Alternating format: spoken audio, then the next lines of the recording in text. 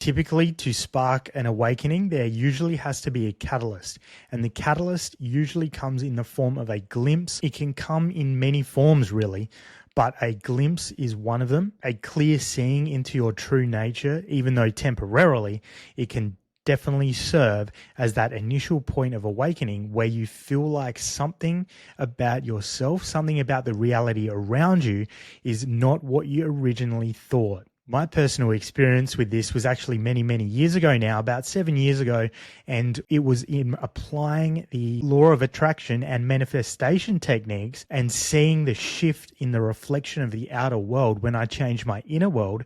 That really created the catalyst of that first awakening, because it started to destabilize the very idea of what I'd bought into as being the truth of nature, the truth of this physical reality for my entire life up until that point. And so at that first point of awakening, there is usually some sort of clear seeing of the truth of who we really are that destabilizes the very ideas that we've bought into up until that point. And in this graphic here, we can kind of look at it as if this is the point where we truly and fully believe that we're the separate self. So you could say, in some sense, this is when we're asleep. We believe everything that society's told us about who we are and the world around us, and we feel somewhat encased in a physical body.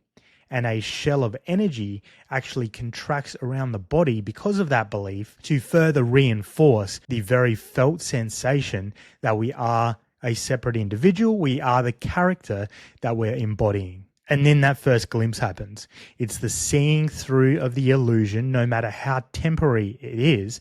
It can be for a minute, it can be for a week, it can be even be for a few months. I've spoken to people who have their first glimpse and it lasts for up to a few months.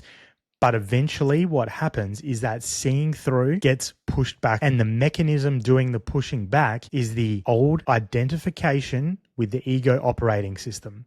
It's the identification as being the separate self. And so the old operating system or the ego identity begins to lash out by throwing up all of its beliefs into your conscious awareness. However, this is usually the point of no return, because once there's been a seeing through and once those cracks have started to emerge within the old operating system, there's no going back because you've seen too much. That deeper truth that you saw cannot be unseen, and it's all part of the process.